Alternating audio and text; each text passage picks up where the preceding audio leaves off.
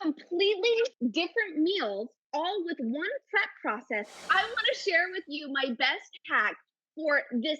I call them my freezer packs. I should probably think of a cuter name for them, but it's essentially chicken and veggies. And I will do this maybe once every 4 to 6 weeks, and I will make a bunch of these. So I want to show you how this works, Rachel, because you can get doing the same process, three completely separate meals. So what I'll do is chop up a bunch of veggies, everything from bell peppers to yellow squash to zucchini, all stuff that it's kind of gonna cook at the same rate. And then I take chicken breast because that's what my family likes most, but you can also do steak or something. And I create these packs. I label them. I've got the flair that we're going for. So Asian, Italian, fajitas, and I've got a pound or two of chicken in here. And then I just evenly divide up my veggies. So in fajita, we know we're gonna want some peppers, I gotcha. onions. I'm totally down with this. Right? I get it. It's like an assembly line. For my Italian, we'll throw in some of this squash and zucchini. So smart. And not to mention, you can utilize, groceries are so expensive right now, as we all know, and we are feeling it.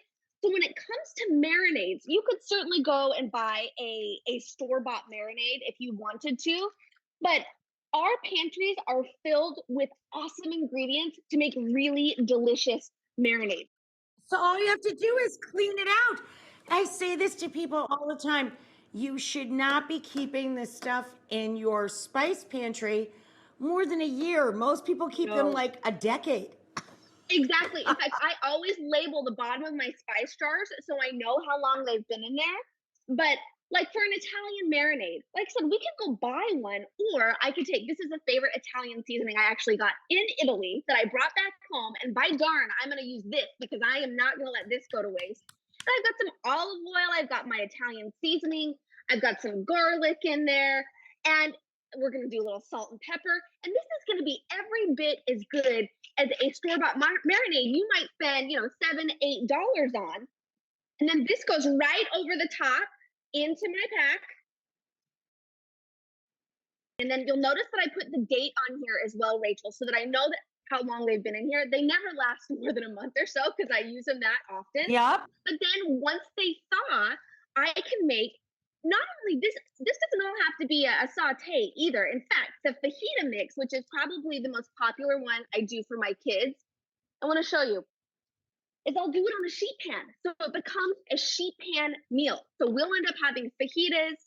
I'll grab tortillas. What are the two most popular words, right?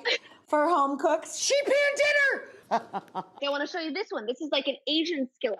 So what I did here is I took my Asian pack, I let it thaw, popped it in the refrigerator overnight, and then I tossed it with some Asian noodles. And I've got a really nice like Asian bowl I could do.